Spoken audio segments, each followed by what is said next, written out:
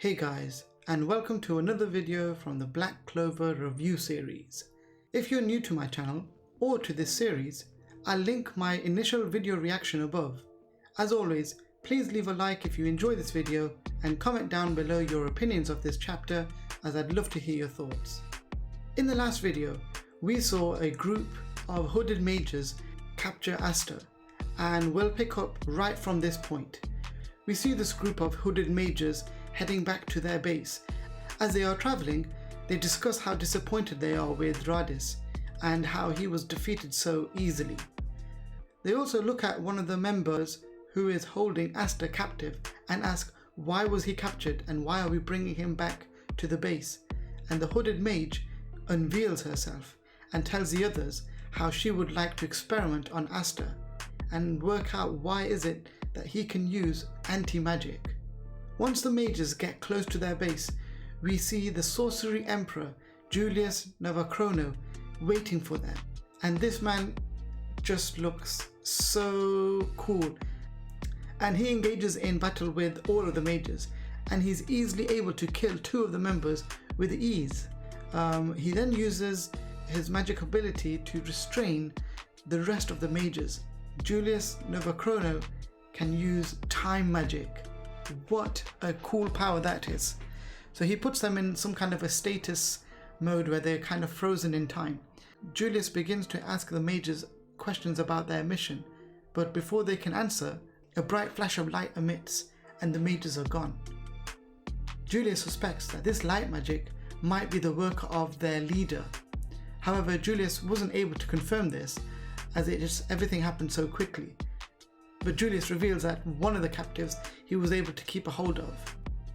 Julius and Asta then return back to the kingdom, and they're greeted by the rest of the knights, who are still in shock with the entire situation that's been happening.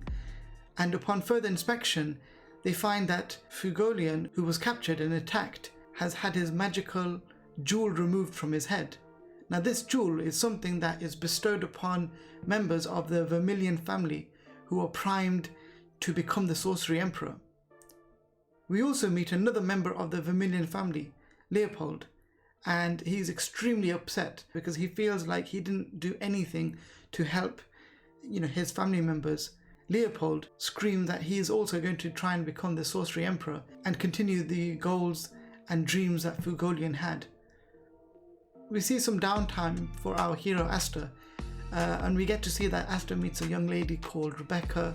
He rescues her from some men with some bad intentions, and this makes Noelle really jealous, and she's now kind of accepted the fact that maybe she does love Asta, and she begins to think that maybe Asta is in love with Rebecca because she sees them having a great time and having a great conversation. The story then changes to one of the members of the Black Bulls, Gauche. Now we've spoken about him in a previous video.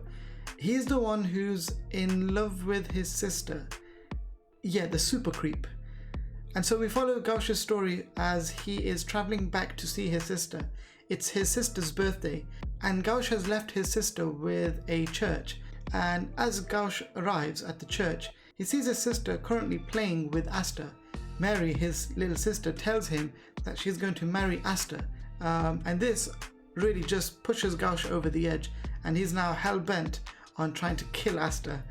Now, as Asta and Gauche kind of engage in a fight, which it's kind of more Gauche attacking Asta, Rebecca and the nun scream, and we find that all of the children that were in the church have gone, and they're all being led off to a certain location.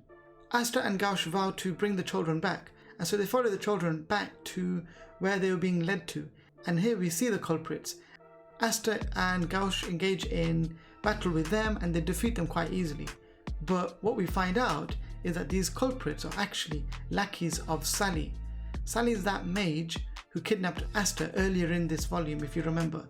Sally is called, and she enters the battle, and she can use a jelly type of magic, which both Asta and Gauche kind of struggle to deal with, as whatever they throw at her, it's just being absorbed, and so there's no real damage to her. However, as they continue their battle, the nun from the church, she comes to the rescue, and she reveals that she was once a former magic knight. known as the Crimson Panther. Being from the Crimson House, she was actually somebody who trained Fugolian in the early days. Here, Sally begins to recognize that she's at a huge disadvantage. It's 3 against 1. Fire is probably her natural enemy because it can kind of melt her jelly, and so she uses her power to then augment one of the lackeys from earlier, and she transforms him into a huge mud monster. And this becomes quite a difficult battle for the team. As always, Asta's refusal to quit and his grit and determination once again grants him access to his second sword. Now, using his second sword, Asta is able to fire off a shot of anti-magic, and this cuts the mud monster. However, the monster is able to regenerate quite quickly. And during this engagement between Asta and this mud monster, Gauche begins to believe in Asta and he starts to put his trust in Asta. Gauche is somebody who's never really put his trust in anybody other than himself and his sister. And through this newfound trust, he is granted a new power, and this power allows him to create reflections or copies not just of himself but of others as well. And here he shouts to Asta and uses his magic power to create an army of Astas. We see an army of Asta firing off a load of anti-magic shots, hitting the mud monster at such a speed that ultimately this is what destroys this monster. But just as it seems the team has won, we see a bright light and then shots of magic are shot into Gauche, which injure him. Some shots are also sent towards the children, but the nun gets in the way and she injures herself. And through this light, we finally get to see the leader of the Eye of the Midnight Sun, Light. Asta is the only one left, and so Light tries to attack Asta, and as he is about to attack Asta, Asta is saved by the Black Bull's leader, Yami. Now, I was not expecting this, but it's going to be one heck of a battle. But I'm afraid that is it for this video.